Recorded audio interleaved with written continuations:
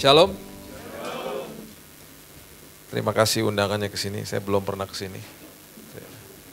Kalau kenal Bruder itu udah lama kalau itu. Kenal Pak Hadi baru tadi. Suka pakai seragam katanya di sini ya. Lain kali saya ikutan seragaman.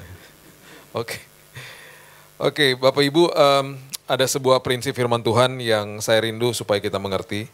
Karena ada sesuatu yang seringkali saya jumpai ya di dalam saya melayani jemaat Tuhan ini sudah masuk ke tahun 26. Dan yang saya jumpai itu anak-anak Tuhan, walaupun disebut anak-anak Tuhan, hidupnya masih bertanya-tanya, masih takut. Ya itulah biasalah seperti begitu. Dan itu yang kita alami karena kita melihat hidup ini dari mata jasmani kita. Setiap hari kita melihat apa yang tidak enak, penyakit dan lain sebagainya. Dan kemudian masalah, problema, itu yang kita lihat dengan mata jasmani. Dan kita lupa bahwa kita datang ke gereja, kita dengar firman, kita di konseling mungkin gitu ya. Terus dikasih tahu, ayo kamu ikut Tuhan, kamu dengar firman Tuhan, kamu percaya aja sama Tuhan gitu-gitu. Kita akhirnya tahu pengetahuan itu. Kita ngerti pengetahuan itu, tapi kita akhirnya nggak ngerti aplikasinya gimana dalam hidup kita. Bahkan kita nggak tahu dasarnya, saya ini harus ngapain ya? Oke lah, digampang dikasih tahu, jangan takut, lama-lama juga bosen juga kan, jangan takut. Ya hidupnya ngalamin masalah kok selalu. Saya waktu divonis mati 3 bulan sama dokter di tahun 2019, orang-orang yang ada di sekitar saya juga bilangnya begitu. Bill, banyak doa ya, tenang aja, Tuhan tolong gitu-gitu. Itu udah biasa lah, orang kasih tahu begitu karena orang juga bingung mau ngomong apa, ya kan? Mereka udah nggak tahu juga, mesti kasih motivasinya gimana gitu. Nah, ada sebuah prinsip firman Tuhan yang saya mau kita mengerti pada malam hari ini.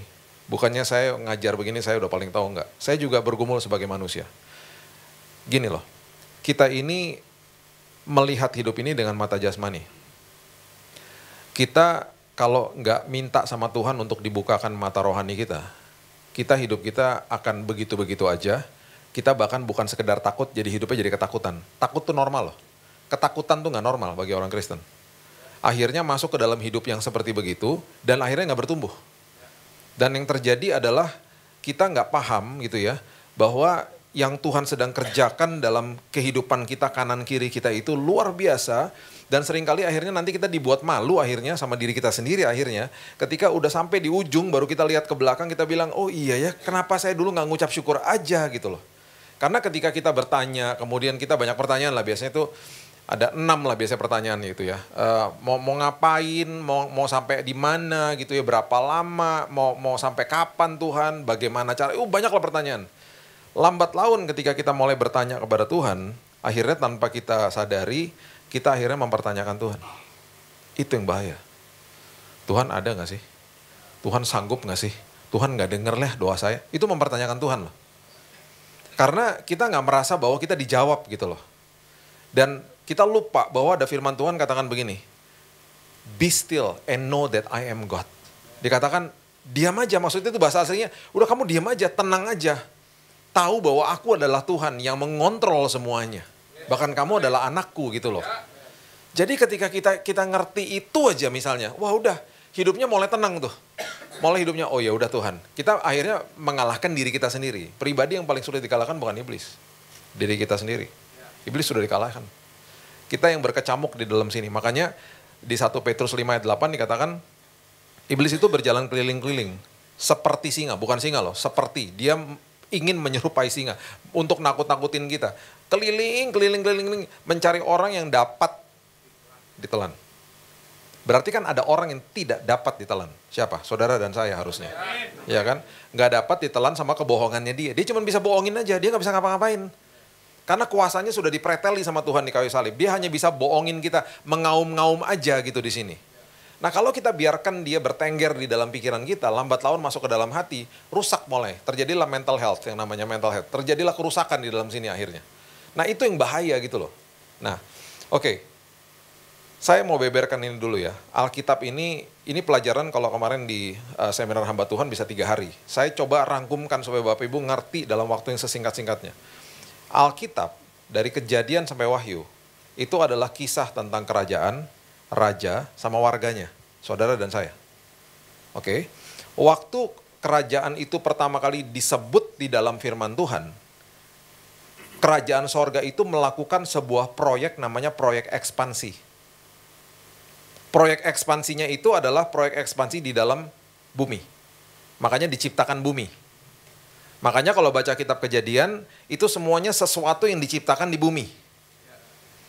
Ketika semuanya udah selesai, manusianya diciptakan, manusia ditaruh di bumi, manusia diutus sama Tuhan ke bumi. Waktu pertama kali manusia diciptakan, manusia nggak dikasih sorga, dikasihnya bumi. Karena itu proyek ekspansi daripada kerajaan sorga. Tugas-tugasnya ditulis dengan jelas di Kejadian 1 ayat 26. Bagi saya itu amanat agung yang original. Itu bahasa saya ya. Jangan dibilang saya progresif lagi. Itu istilah saya, supaya memudahkan kita belajar gitu ya. Oke, Kejadian 1 ayat 26 kita baca ya. Berfirmanlah Allah, baiklah kita menjadikan manusia menurut gambar dan rupa kita. Supaya, tuh ada kata supaya loh. Segambar dan serupa itu adalah identitas manusia. Pertama kali identitas yang diberikan kepada manusia ada di ayat ini. Segambar dan serupa itu juga seringkali kita terimanya awang-awang gitu. Oke, segambar dan serupa itu maksudnya apa ya gitu ya. Nah ini dia, kita mau belajar nih. Segambar dan serupa. Supaya apa? Dikatakan begini. Mereka berkuasa atas ikan-ikan di laut, burung-burung di udara, ternak atas seluruh bumi, segala binatang melata yang merayap di bumi. Kenapa disebut banyak binatang? Karena memang banyak binatang saat itu. Disuruh menguasai bumi. Disuruh menguasai bumi artinya disuruh to have dominion, itu bahasa aslinya, untuk melakukan sebuah penguasaan bumi, bukan manusia lain loh, bukan menguasai manusia lain, menguasai bumi, mengerjakan dan mengelola bumi. Dan itu sebabnya sekarang kalau saya tanya gini, HP yang kita pegang, semua elemen yang ada di dalamnya, udah ada nggak di kandungan bumi 1000 tahun yang lalu? Udah ada. Manusia bukan menciptakan, manusia namanya discover, menemukan elemen ini, dicampur sama elemen ini, oh jadi unsur ini, oh jadi unsur itu, oh jadi tiba-tiba bisa jadi prosesor, oh bisa jadi begini. Mata dan kemudian pikiran manusia dibukakan sama Tuhan tahun demi tahun. Jadi kalau misalnya 1000 tahun yang lalu udah ada HP, sekarang kita udah nggak seperti begini, udah makin lebih maju lagi hidupnya. Nanti 5 tahun lagi, 10 tahun lagi teman saya udah bilang begini, nanti kalau lu terima telepon Bill, itu nanti keluar kayak hologram di telepon lo, orangnya. Jadi kalau Boy telepon saya ntar keluar hologramnya, ngeri juga ya, hologram, ada si Boy di sini, muter-muter. Beneran mukanya dia loh. Kayak kalau nonton film Star Wars itu akan kejadian kayak begitu, ada di film Star Wars tahun 77 dibuatnya. Itu akan begitu, dan itu udah ditemukan teknologinya, itu akan makin maju kan. Dan itu terus kayak begitu, menguasai bumi. Itu maksudnya. Nah, sekarang gini, perhatikan ini baik-baik. Waktu manusia disuruh menguasai bumi, itu kan proyek ekspansi kan. Manusia harus menguasai bumi dengan prinsip dan budaya kerajaan sorga. Karena kerajaan sorga yang kirim dia. Untuk memastikan manusia melakukan itu semuanya, manusia dihembuskan ruah bahasa aslinya, atau roh Tuhan ke dalamnya. Roh Tuhan itu yang selalu mengingatkan manusia, nak jangan ke sini nak, jangan jalan ke sana nak, ingat loh itu prinsip kerajaan loh nak, lakukan supaya dunia melihat siapa kamu loh nak, ingat loh nak, digituin terus sama rohnya di dalam sini. Sama waktu Indonesia dijajah sama Belanda, Belanda mengirimkan sosok pribadi yang melakukan tugas itu, namanya gubernur Belanda. Dia menularkan budaya kerajaan sorga, dia memastikan semua yang ada di sini melakukan budaya kerajaan sorga, kerajaan Belanda. Nah sekarang kalau saya tanya begini, siapa yang di sini masih makan roti kalau pagi? Ada tuh kan. Bahkan saya kalau ngomong sama dia masih Belanda-Belanda nih sama si Boy. Kenapa? Ini peninggalan-peninggalan Belanda. Roti itu bukan budaya Indonesia. Budaya Belanda. Budaya Indonesia itu apa? Pecel. Pecel badai giling. Pecel badai giling tuh. Enak banget ya. Nasi kuning, bubur ayam, ya kan, nasi uduk. Itu makanan paginya orang Indonesia begitu, bukan roti. Roti itu peninggalan Belanda, itu sebabnya kita masih ada apa yang ditinggalkan sama Belanda? Kota tua, ya enggak? Melakukan tunjungan itu kan kota tua itu di sana, itu kan Belanda semua peninggalannya. Itu semuanya peninggalan Belanda. Nah sekarang saya tanya, waktu Indonesia deklarasi independen, gubernur Belanda kemana? Pulang toh ke negaranya. Waktu manusia deklarasi independen dari kerajaan sorga, roh Tuhannya kemana? Meninggalkan manusia, terpisah. Jadi roh Tuhan itu sebagai fungsi sebagai gubernur, tau gak? Yang ngingetin kita semua saat itu. Jangan dicari ya, roh Tuhan gubernur kok gak ada sih Pak di Alkitab gitu. Nggak, itu istilah saya. Jadi akhirnya yang terjadi adalah waktu manusia deklarasi independen, manusia nggak mau dipimpin sama kerajaan sorga, yang terjadi pertama kali adalah manusia mulai menguasai manusia lain. Kan nggak boleh, awalnya menguasai bumi kok, bukan menguasai manusia yang lain. Makanya dosa pertama yang didokumentasikan di Alkitab setelah kejatuhan, dosa adalah Kain membunuh. Kita terusin lagi ya. Setelah itu terjadi, manusia membangun kerajaannya sendiri. Kata kerajaan pertama kali yang ada di dalam firman Tuhan, itu disebut di dalam Kejadian pasal yang ke-10. Coba baca sama-sama saya. Kejadian pasal yang ke-10, ayat 8 sampai 10. Kejadian pasal yang ke-10, ayat 8 sampai 10. Dikatakan begini. Kush memperanakan Nimrod. Dialah yang mula-mula sekali orang yang berkuasa di bumi. Tuh, orang yang pertama berkuasa di bumi, ada kaitannya dengan kerajaan. Ya, Kus ini adalah cucu daripada Nuh. Nuh punya anak namanya Ham, Ham punya anak namanya Kus punya anak namanya yang berikut ini namanya Nimrod. Nimrod ini cicitnya daripada Nuh, ya. Ia seorang pemburu yang gagah perkasa di hadapan Tuhan, sebab itu dikatakan orang seperti Nimrod, seorang pemburu yang gagah perkasa di hadapan Tuhan. Mula-mula ini kata kerajaan pertama kali, kerajaan dunia, bumi yang didirikan sama manusia. Kerajaannya terdiri dari Babel, Erek, Akad, semuanya di tanah Sinear. Nah, waktu kita baca pasal berikutnya tentang Menara Babel, itu proyek officernya adalah Nimrod. Kalau kita baca sejarah yang ditulis sama Josephus, dia katakan bahkan salah satu alasan kenapa dia dirikan Menara Babel, karena dia ketakutan sama air bah. Supaya kalau terjadi air bah, dia bisa naik ke tempat yang paling tinggi. Dia lupa bahwa eyangnya itu udah diberikan busur di langit, yaitu pelangi. Janji Tuhan kepada manusia nggak akan lagi dihukum sama air bah. Itu sebabnya ketika sekarang kita telusuri sampai kepada hari ini, ketika ada gedung-gedung tertinggi di dunia diproklamasikan, didirikan, terjadilah sesuatu sama negaranya. Contoh, tahun 98 Menara Petronas diresmikan di Malaysia. Dikatakan menara tertinggi di Asia Tenggara. Tahun 98 apa yang terjadi sama Malaysia? Krisis ekonomi. Waktu Burj Khalifa didirikan di Dubai, gedung tertinggi di dunia, 828 meter. Apa yang terjadi dengan Emirates? Krisis ekonomi. Apa yang terjadi dengan World Trade Center, gedung tertinggi di Amerika tadinya, terus dibangun Sears Tower lebih tinggi. Itu ikonnya Amerika. Kelar, udah nggak ada sekarang. September 11, ditabrak sama teroris. Setiap kali manusia mengatakan ini yang dilawan sama Tuhan. Karena itu adalah manusia melambangkan sebuah kerajaan-kerajaannya. Itu sudah tercatat sejak awal. Oke, kita maju ke depan nih. Kerajaannya hilang nih. The Lost Kingdom hilang. Waktu akhirnya masuk ke dalam perjanjian baru, yang mendeklarasi kehadiran Yesus sebagai bayi adalah malaikat. Kemudian Yesus terjadi masa hiatus, nggak dikasih tahu apa-apa. Alkitab tidak banyak mendokumentasikan ketika dia tumbuh dewasa. Tiba-tiba dia sudah mulai siap pelayanannya dia. Yang deklarasi pelayanannya dia di awal adalah Yohanes Pembaptis, saudara sepupunya. Dan waktu dia dideklarasikan itu di Matius pasal yang ketiga dikatakan begini. Nah, ini dahsyat, ini luar biasa. Matius pasal yang ketiga ayat 1 dan 2, coba lihat. Dikatakan begini. Pada waktu itu tampillah Yohanes Pembaptis di padang gurun Yudea dan memberitakan, bertobatlah sebab kerajaan sorga sudah dekat. Dia lagi ada di padang gurun di Yudea. Kalau sekarang Bapak Ibu ke Israel itu ada di Laut Mati. Itu daerahnya dia, di mana dia melayani pada saat itu. Padang gurun dan panasnya luar biasa. Waktu dia mau deklarasi soal kehadiran Yesus, dia katakan bertobatlah. Bertobat artinya masuk ke dalam sebuah pengajaran atau paradigma yang benar, berbaliklah daripada paradigma yang salah atau kerajaan gelap khususnya pada saat itu maksudnya dia. Bertobatlah, masuk ke dalam kerajaan sorga, karena sebentar lagi kerajaan sorga sudah dekat. Itu maksudnya ada pribadi yang akan restorasi kerajaan sorga. Mereka masih pada bingung lah artinya. Kemudian Yesus dibaptis, kemudian Yesus dicobai di Matius pasal yang keempat. Di Matius pasal yang keempat ketika Yesus memulai pelayanannya dia katakan begini di Matius pasal yang keempat ayat 17. Sejak waktu itulah Yesus memberitakan, bertobatlah sebab kerajaan sorga sudah dekat. Dia ulangi kalimat yang sama. Kemudian kita kalau buka Matius 5 sampai ke 7 itu khotbah di bukit, itu prinsip kerajaan. Saya mau beritahu ini. Bapak Ibu kalau baca Injil, itu ada dua derivatif. Maksudnya di dalam Injil itu ada dua pelajaran yang diberikan.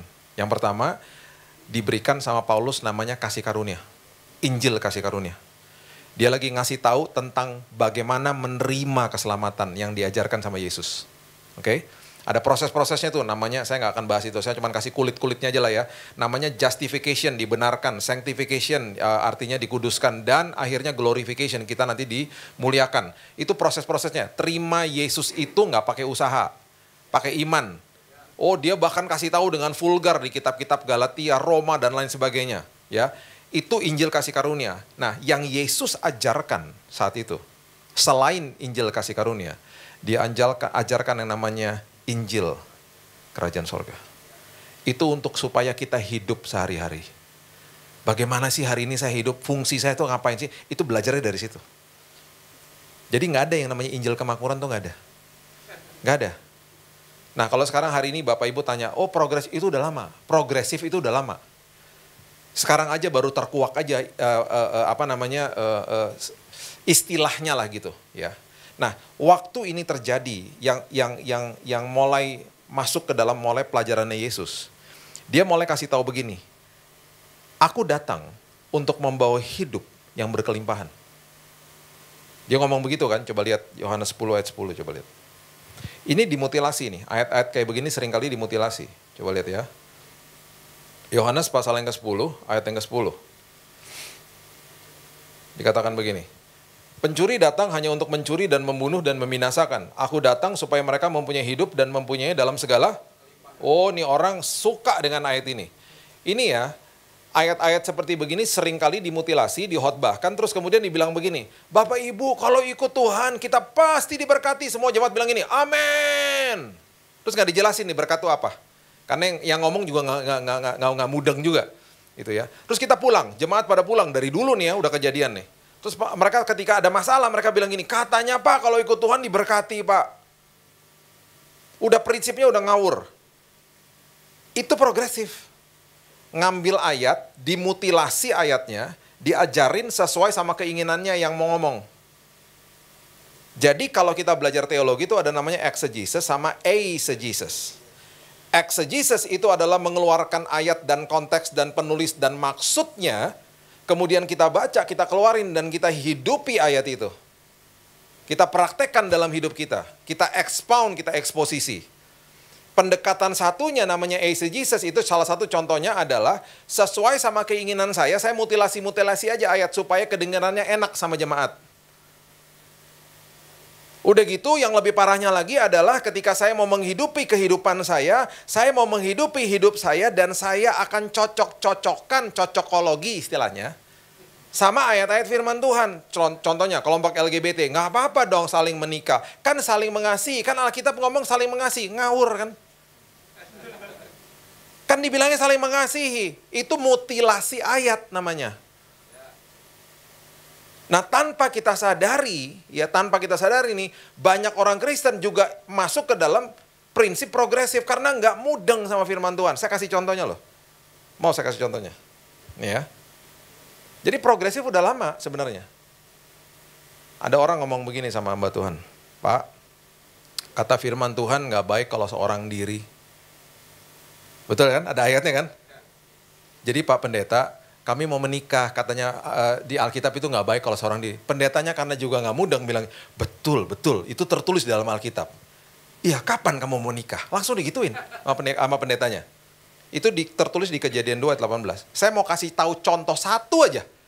Yang banyak sekali daripada kita yang nggak belajar lagi, kita nggak lihat konteksnya lagi, kita main terima asal aja, terus akhirnya kita mulai ngomong dan kita kecewa sama Tuhan akhirnya. Karena nggak lihat konteksnya, itu namanya eisegesis, itu namanya saya ingin sesuai sama keinginan saya akan cari-cari aja ayatnya, supaya cocok-cocok sama saya. Itu adalah prinsip yang membalik jalan kebenaran dan hidup. Saya ulang ya, Yesus ngomong sama Thomas nih. Dia tahu satu hari Thomas akan ragu-ragu. Dia kasih tahu apa? Aku adalah jalan, kebenaran, dan hidup. Dibalik sama manusia, itu yang dikatakan progresif. Dibalik sama manusia, aku mau hidup, benar, dibenarkan, dan cari jalannya. Maksudnya gini, saya mau hidup sesuai sama keinginan saya, tolong benarkan, dia akan cari ayat untuk dibenarkan, saya akan cari jalannya nantinya. Prinsip ini menghancurkan sebuah negara, namanya Amerika. Saya mendarat di Amerika tahun 86, saya tinggal di sana 13 tahun. Negara yang takut sama Tuhan. Deklarasi independennya Amerika itu firman Tuhan semua tahun 1776. Makanya ditulis di uangnya In God We Trust. Saya dikirim ke sekolah Universitas Kristen, salah satu yang terbaik di sana. Saya belum bertobat ya, saya mengeluarkan diri dari situlah. Karena saya nggak suka jalan kebenaran dan hidup, saya mau hidup sesuai sama keinginan saya.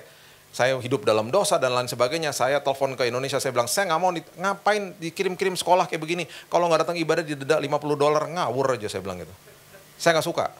Saya lagi enak-enak party di luar, jam 11 sudah suruh pulang masuk asrama, kalau nggak didenda lagi $50. Ngawur nih sekolah, saya bilang gitu. Padahal bukan ngawur, sayanya ngawur. Saya telepon rumah, saya bilang, nggak usah bayarin uang sekolah, saya bisa cari uang sendiri. Nggak usah, kalau nggak mau bayarin uang sekolah, saya cari uang sendiri. Gobrak, taruh teleponnya. Saya keluar dari sekolah itu. Oh gila. Tapi lulus akhirnya, karena saya untungnya suka belajar. Sampai S2 lulus loh. Makanya rambutnya habis. Dulu sampai Amerika gondrong. Belajar, karena suka, jadi bandel, ngawur hidupnya, tapi belajar terus. Sampai S2 belajar kutu buku gitu. Wah suka baca, belajar, sampai summa cum laude loh lulusnya. Tertinggi, jadi waktu orang tua saya datang, mereka nggak tahu saya hidup dalam dosa. Karena mereka mau ngomong apa coba? Saya dengar tuh kamu katanya, kata papa saya, udahlah nggak usah dengar kayak gitu pak, udah ini summa cum laude. Oh iya pintar ya kamu, iyalah pintar lah pak gitu. Udah nggak usah bahas-bahas yang itu, udahlah. Itu biasa hidup anak muda, udah nggak biasa, nakal-nakal kecil kok saya bilang. Padahal ngawur banget. Jadi mereka terkesima sama itu. Jadi saya lihat sendiri nih di depan mata saya nih, negara yang takut sama Tuhan tiba-tiba disamperin sama orang yang pertama kali ya sebelum LGBT ya, yang pro aborsi. Tahu mereka datang ke Kongres, ke DPR, mereka bilang ini, tolong legalkan aborsi. Supaya kalau terjadi seks bebas, terjadi kehamilan, itu hamilnya boleh diaborsi secara legal. Bayangin ya, jalan, kebenaran, dan hidup. Itu nggak mudah loh. Makanya banyak orang menolak prinsip ini. Jalan tuh maksudnya gini, Tuhan kasih tahu gini, ayo nak sini, ikut aku ya, masuk jalan sini. Orang kan bilang gini, kok nggak kelihatan ya Tuhan ujungnya? Nggak apa-apa, kamu jalan sama saya. Wah nggak ada kepastian jalan sama Tuhan. Nggak mau. Manusia banyak yang akhirnya nolak. Nggak apa-apa, masuk ke dalam jalanku, nanti di tengah jalan aku akan tunjukkan kebenaran dalam hidupmu. Masuk ke dalam jalan Tuhan tuh betul-betul masuk ke dalam jalan yang sempit, nggak nyaman memang. Makanya jalan sempit kan dikatakan di Alkitab nggak banyak orang mau. Orang carinya jalan tol. Nggak ada yang cari jalan sempit. Kenapa? Di jalan yang sempit kita diproses. Kita harus pelan-pelan, kalau cepat-cepat nabrak ayam nanti. Pelan-pelan, sabar kan di situ kan. Nggak boleh banding-bandingkan diri ngelihat jalan raya. Aduh pengen banget di sana. Nggak boleh banding-bandingkan diri. Sabar di jalan yang sempit. Untuk mengubahkan hidup kita. Masuk ke dalam jalan, menemukan kebenaran, baru menikmati hidup yang berkelimpahan. Hidup yang berkelimpahan kalau kita bahas perjanjian baru, itu bukan apa yang ada di tangan. Apa yang ada di tangan? Harta, jabatan, status, ketenaran, uang. Bukan. Yang Yesus janjikan adalah damai sejahtera, sukacita, hikmat, pengharapan, karakter, tahan uji di dalam sini. Jadi kayanya, kelimpahannya di dalam sini, bukan di tangan. Makanya 2 orang teman saya, dua-duanya ke gereja. Yang satu tinggal di kos-kosan. Kalau ditanya di tanggal-tanggal tua, apa kabar bro? Dia bilang begini, baik Bill, terus nangis. Baik Bill, baik. Kenapa nangis? Gak ada uang ya? Iya. Oh mau tak kasih uang? Jangan Bill, jangan, aku gak mau, aku gak butuh, bukan gak butuh, aku gak mau. Karena gini, aku ini setiap bulan tuh ngalamin Tuhan. Karena setiap tanggal-tanggal tua, waktu aku udah gak punya uang, ada aja orang yang datang bawain aku makanan. Jadi aku nih dipelihara sama Tuhan, aku nih nangis-nangis bahagia Bill, bukan nangis-nangis mau minta-minta uang, bukan. Wow, saya bilang gitu, luar biasa, iya tiap bulan tuh aku nagih loh, apalagi nanti mujizat Tuhan gitu. Karena kalau tanggal 25 Bill, habis udah uangku Bill. Yang satunya lagi, sama-sama ke gereja loh nih dua-duanya. Yang satunya lagi, punya apartemen, punya rumah di mana-mana. Kalau ditanya gini, apa kabar bro? Dia ngomong gini, ya doain aja lah Bill. Ya gitulah. Komplain aja. Gak lama setelah pembicaraan itu dia loncat dari apartemen. Bunuh diri. Pertanyaan saya, yang kaya yang mana? Yang tinggal di kos-kosan. Kayanya di dalam sini soalnya. Ngalamin Tuhan tiap hari. Jadi orang suka salah. Orang lihat kelimpahan yang ada di luar. Dihotbahkan lagi. Kasihan jemaatnya akhirnya. Makanya Yesus bilang apa? Berbahagialah orang yang dianiaya, itu kan luar biasa. Berbahagia bahasa aslinya blessed, diberkatilah engkau yang dianiaya. Berarti apa? Kata derita disandingkan dengan kata berkat. Berarti kalau engkau sedang mengalami derita hidup, engkau sedang diberkati sama Tuhan. Maksudnya adalah hidupmu, karaktermu sedang diubahkan sama Tuhan. Karena Tuhan sedang mempersiapkan sebuah kehidupan yang akan dititipkan perkara-perkara besar. Itu maksudnya. Itu kelimpahan, itu dahsyatnya luar biasa. Nah itu dibalik sama manusia dan akhirnya waktu pro aborsi dilegalkan, kelompok LGBT juga masuk. Kami juga dong, hak asasi manusia. Saya mau hidup sesuai sama keinginan saya, tolong benarkan baru saya cari jalannya. Dibalik semuanya. Nah tanpa kita sadari, kita lihat hal-hal kayak begitu, kita bilang begini, wah memang mereka orang berdosa semua tuh Pak, gini.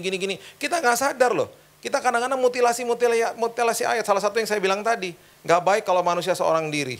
Coba ya, kita ini keluar dari konteks khotbah saya. Coba lihat, saya mau kasih tahu aja. Saya tiba-tiba teringat sama ini. Coba lihat ya, Kejadian 2 ayat berapa ya?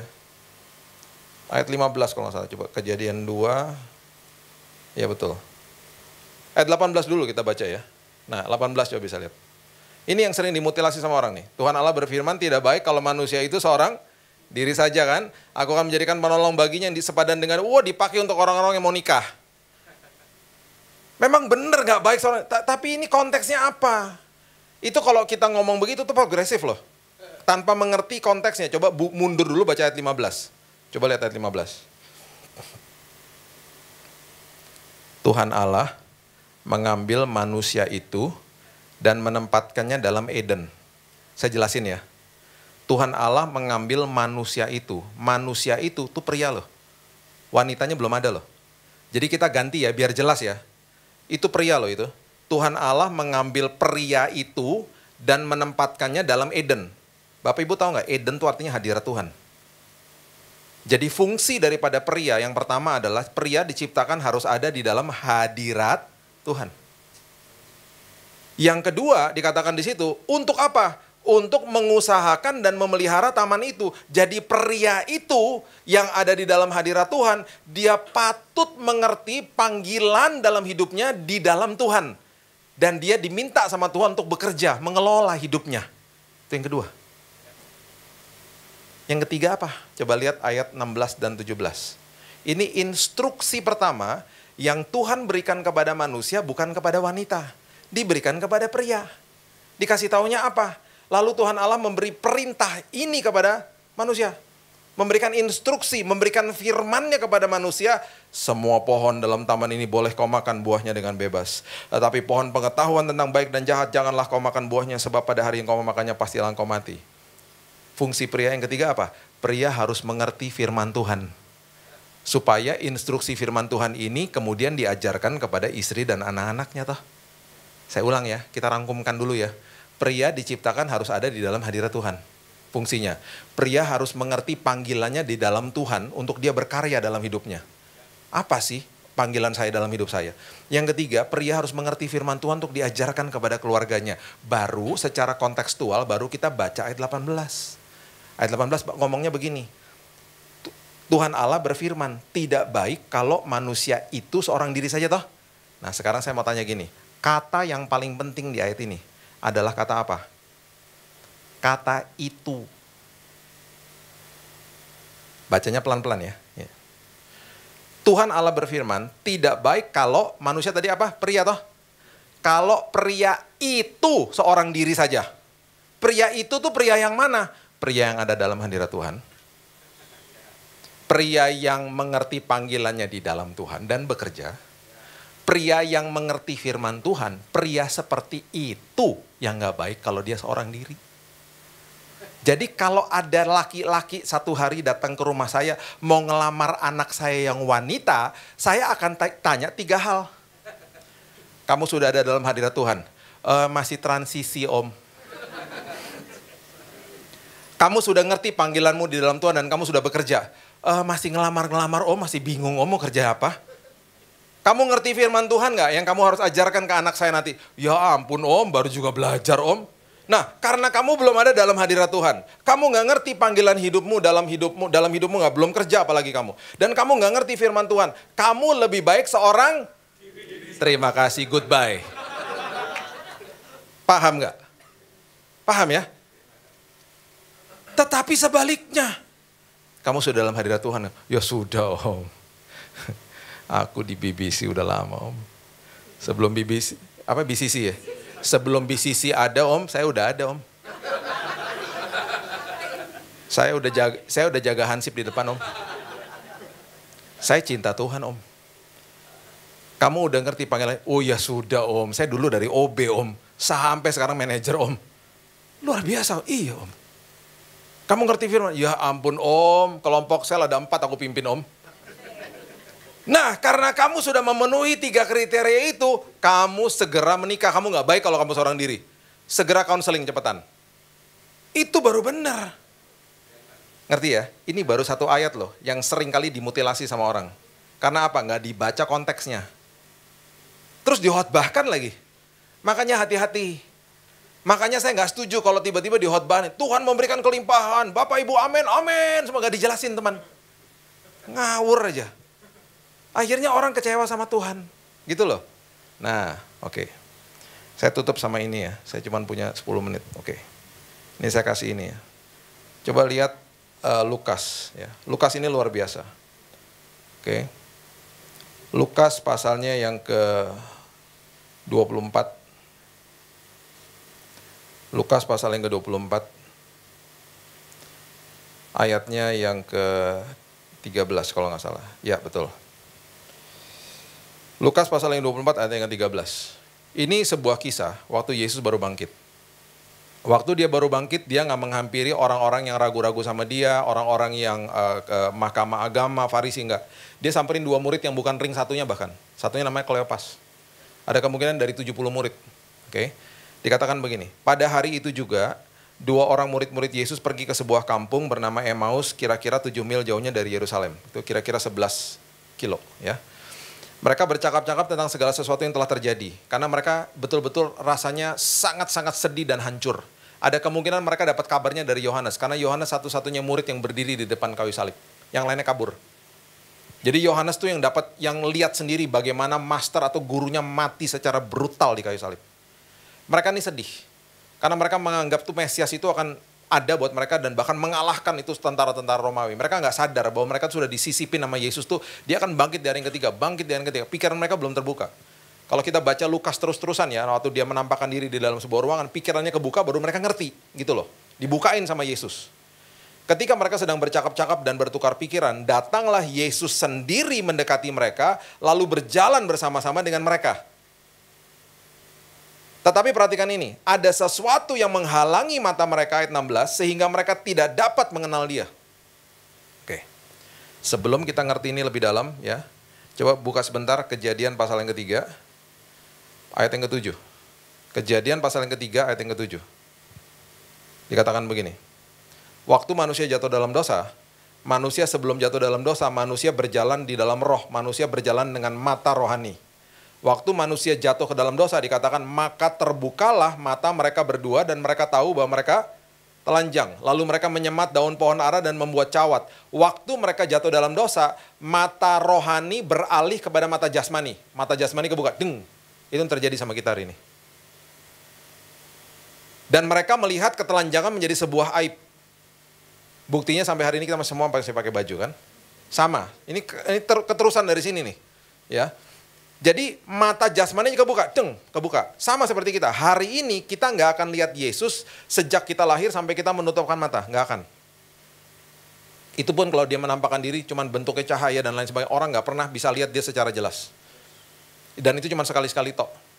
Bayangin loh, kita diminta sama Tuhan untuk percaya sama dia, sosok pribadi Tuhan yang gak pernah kita lihat. Itu sebabnya dia tahu. Itu sebabnya level yang paling bawah apa? Nggak lihat, nggak percaya. Udah lihat, level yang paling bawah nggak lihat, nggak percaya itu Ahas, contohnya ya. Dia nggak percaya, dia nggak mau minta bantuan sama Tuhan, dia minta bantuan sama raja yang bisa nolong dia, udah kelihatan depan mata. Level di atasnya lagi ya, udah lihat nggak percaya. Petugas kubur Yesus, ngelihat Yesusnya bangkit loh.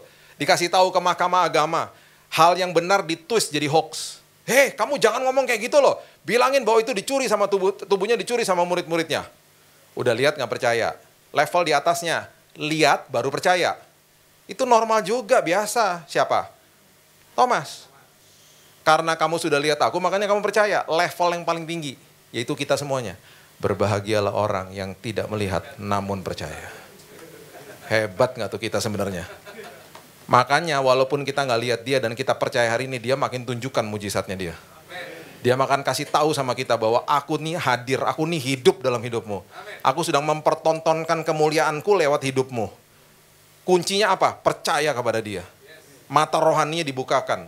Nah waktu Yesus bangkit, mereka tuh nggak kebuka mata rohaninya. Mereka nggak paham, mereka nggak sadar bahwa Yesus sudah bangkit, masih pakai mata jasmani. Ya, kita terusin ya. Dikatakan begini. Ayatnya yang Lukas, balik lagi ke Lukas 24. Kemudian baca lagi ayatnya yang ke-27. Saya tutup sampai ayat yang ke-32 ini ya. Ayat 27 mengatakan begini, lalu ia menjelaskan kepada mereka apa yang tertulis tentang dia dalam seluruh kitab suci, mulai dari kitab-kitab Musa dan segala kitab nabi-nabi. Yesus berkisah nih tentang hidupnya. Mereka masih nggak ngeh juga. Dia mulai ngomong tentang hidupnya dia. Nah, perhatikan ayat 28. Ini kedaulatan Tuhan bertemu dengan kedaulatan manusia. Saya ulang ya, kalau belum ngopi lewat tuh barusan. Kedaulatan Tuhan bertemu dengan kedaulatan manusia. Nih ya. Mereka mendekati kampung yang mereka tuju, lalu ia berbuat seolah-olah hendak meneruskan perjalanan. Ini kalau dibaca harus bacanya betul-betul dengan pengertian yang sangat-sangat dengan pengertian yang teliti. Udah sampai nih di rumahnya ya. Yesus begini nih, berbuat seolah-olah ingin meneruskan perjalanan. Jadi kalau divisualisasikan begini nih. Ini rumahmu ya. Wah, enak juga ya, hangat ya. Iya ya. Dingin ya di luar ya, kasih kode mungkin. Ya udah ya aku jalan dulu ya. Dengan berat hati itu dia lagi jalan. Karena berbuat seolah-olah ingin meneruskan perjalanan, berarti dalam hatinya ngapain? Undang dong aku masuk. Itu Tuhan loh. Kenapa? Karena Tuhan tidak akan pernah paksa saudara. Kedaulatan Tuhan bertemu dengan kedaulatan manusia. Dia memberikan sebuah pemberian kepada kita yang paling berisiko. Pemberian kebebasan untuk memilih. Itu pemberian yang paling berisiko. Jadi dia berbuat seolah-olah ingin meneruskan perjalanan. Kalau kamu mau lihat aku, mereka dibutain loh matanya. Mereka gak bisa lihat. Kalau kamu mau mata rohanimu terbuka, undang aku masuk.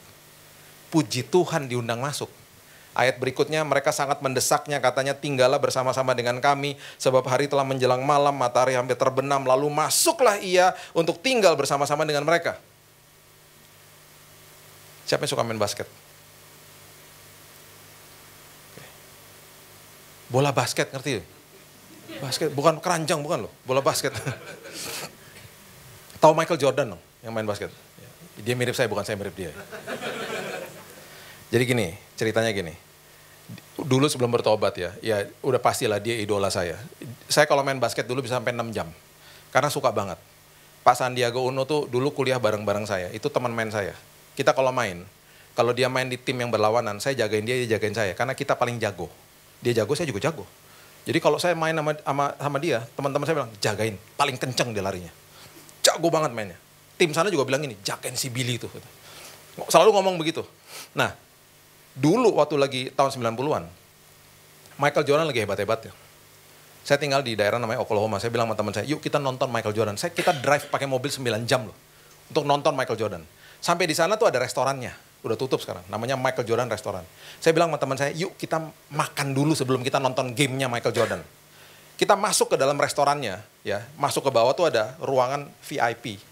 Terus ada tangga ke atas. Rupanya restorannya di atas. Makan selesai, terus kita bilang sama teman saya, udah waktu, yuk pergi ke stadion. Yuk. Turun tangga, pintu VIP yang tadi di bawah itu kebuka. Waktu pintunya kebuka, Michael Jordan keluar. Sendirian gak pakai pengawalan. Dan di bawah gak ada orang. Cuman Michael Jordan jalan sendiri, saya sama teman saya pas lagi turun, itu sebuah perjumpaan ilahi. Karena itu idola saya. Saya belum bertobat ya. Saya giniin teman saya, Michael Jordan, teman saya gini, Michael Jordan gak bisa ngomong kita berdua. Tiba-tiba hilang suara kita karena saking kagetnya. Terus saya panggil dong, Mike, saya panggil gitu. Dia noleh, Bill. Sering ke Surabaya bilang enggak. Ya dia nggak tahu lah nama saya. Dia lihat saya, dia bilang, "Hai guys," dia bilang gitu kan. Dia bilang, gila kita ditegur Michael Jordan loh. Jadi saya turun ke bawah. Bapak Ibu bisa bayangkan. Saya, Michael Jordan, teman saya, jalan bertiga ke depan. Sambil ngobrol. Sedihnya tau gak apa? Belum ada HP zaman itu. Kalau enggak kita udah selfie, wah gak ada HP. Bukan belum zaman HP kan. Masih zaman kamera. Kameranya gini, cekrek. Ingat ya? Yang ketawa seumuran sama saya. Yang millennials pada bingung, apa itu? Itu nggak enak loh, gitu nanti hasilnya baru lihat seminggu lagi kalau dari. Dan kalau udah hasilnya jelek kita sedih sendiri, ya jelek ya. Sekarang kan kalau jelek kita delete ya, ulang ya. Dulu nggak bisa. Udah ya kita jalan ya, ngobrol Bapak Ibu cuma bertiga ngobrol tok, nggak ada orang lain. Terus dia tanya, mau kemana guys? Mau nonton gamenya kamu malam ini? Oh thank you for coming katanya. Terima kasih datang ke restoran saya, makan apa? Ngobrol sampai ke depan. Sampai di depan ada mobil Range Rover, rupanya mobilnya dia. Terus dia minta kunci karena valet parking. Kunci dilempar sama orang. Saya dalam hati gini, ya ampun cool banget sih kamu ya.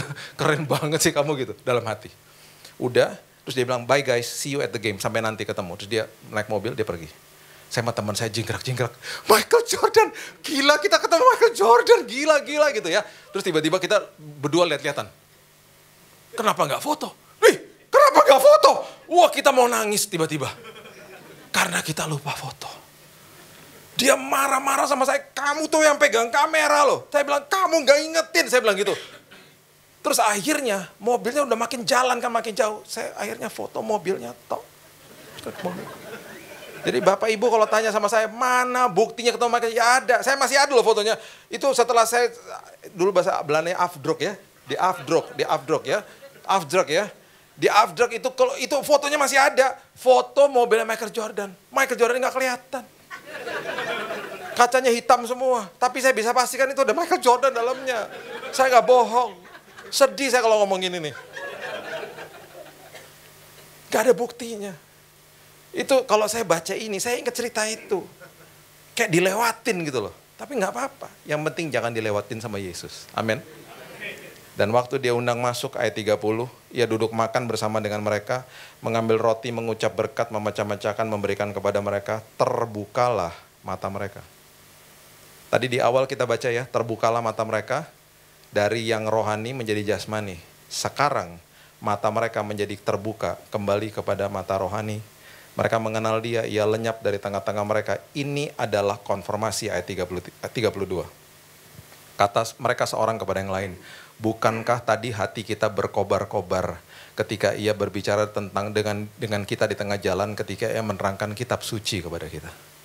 Bapak Ibu, mulai hari ini bilang gini sama Tuhan, Tuhan buka mata rohaniku. Kalau aku baca firman Tuhan, aku mau lihat Tuhan di dalamnya. Apakah hati kita berkobar-kobar kalau baca firman? Apakah hati kita berkobar-kobar kalau dengar firman?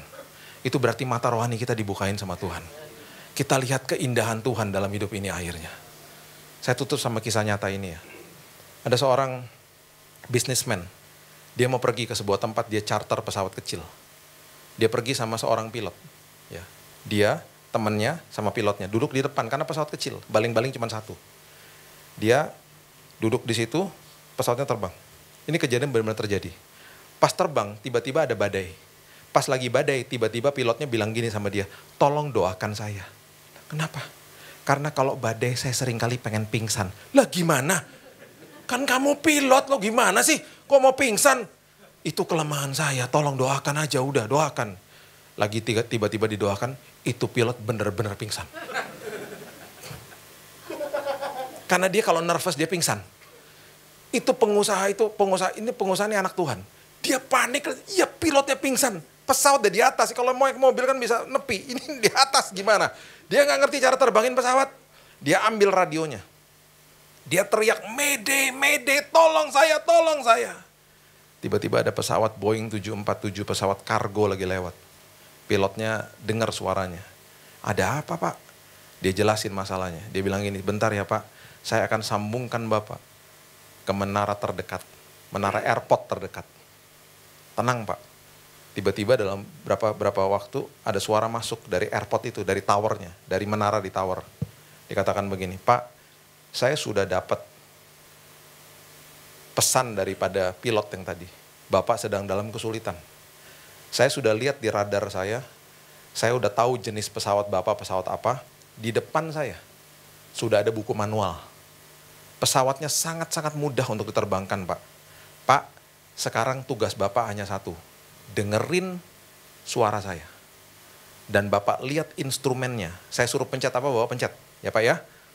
Pak, pesan saya cuma satu. Jangan lihat badainya Pak. Lihat instrumen dan dengerin suara saya. Singkat cerita, pesawat itu mendarat dengan selamat. Walaupun mendaratnya begini-begini. Mendarat dengan selamat. Karena itu bukan kota tujuan daripada pengusaha itu. Dia nginep di hotel. Malam hari, hotelnya diketuk. Waktu dia buka pintunya, ada seorang pria berdiri di depan. Dan pria itu rupanya adalah si suara yang tadi ada di menara. Yang menuntun dia pulang. Mereka berpelukan. Pengusaha itu menangis, dia bilang, terima kasih, you save my life, kamu menyelamatkan hidupku. Si petugas tower itu bilang begini, Pak, Bapak luar biasa Pak. Bapak dengerin suara saya, Bapak pulang dengan selamat. Saya cuma mau kasih tahu, saya pernah ngalamin hal yang serupa Pak. Dan orang yang itu tidak dengerin suara saya. Ngelihat badainya dan akhirnya disorientasi Pak. Pesawatnya jatuh akhirnya. Bapak Ibu, satu hari nanti, kita akan berpelukan dengan suara yang kita dengar tiap hari. Namanya Yesus. Di saat itu dia akan katakan begini sama kita. Kamu luar biasa. Sepanjang hidupmu kamu dengar suaraku. Dan hari ini kamu pulang dengan selamat. Hari ini seperti petugas di tower itu dia katakan begini. Saya bisa lihat kamu di radar saya. Kamu gak bisa lihat saya. Hari ini Yesus katakan, saya bisa lihat kamu bisa lihat saya. Saya cuma pesan satu. Dengarkan suara saya. Jangan lihat badainya. Lihat kebesaran saya dalam hidupmu. Saya akan tuntun kamu pulang dengan selamat. Itu Tuhan. Itu sebabnya hari ini yuk kita buka mata rohani kita. Kita buka telinga rohani kita. Dan saya percaya hidup kita dimerdekakan sama Tuhan. Masalah boleh ada, Tuhan kita lebih besar dari segala-galanya. Berikan tepuk tangan kita untuk Tuhan kita. Bapak yang baik, terima kasih buat malam yang indah ini Tuhan. Aku stop sampai di sini, firman Tuhan terus berkumandang di hati kami. Kami percaya ya Tuhan bahwa firman Tuhan menjadi pelita bagi langkah hidup kami. Dan kami percaya Tuhan bahwa firman Tuhan yang dibagikan hari ini Tuhan. Dan seterusnya akan terus membuat hati kami berkobar-kobar. Karena mata rohani kami dibukakan. Karena telinga rohani kami dibukakan. Dan kami percaya Tuhan, kami akan melihat kebesaran Tuhan, kehebatan Tuhan, kemuliaan Tuhan dalam hidup ini. Dan kami akan senantiasa mengucap syukur karena kami akan melihat hal-hal yang luar biasa terjadi, mujizat demi mujizat. Dan itu sebabnya Tuhan, kami akan terus nyatakan, Tuhan ada, Tuhan hadir, Tuhan tidak pernah sedetik pun tinggalkan kami. Bapa, meteraikan firman-Mu. Dan kami percaya kami juga sudah dimeteraikan sama Roh Kudus. Hanya di dalam nama Tuhan Yesus kami sudah menerima firman kebenaran. Kita sama-sama katakan, amin. Tuhan berkati.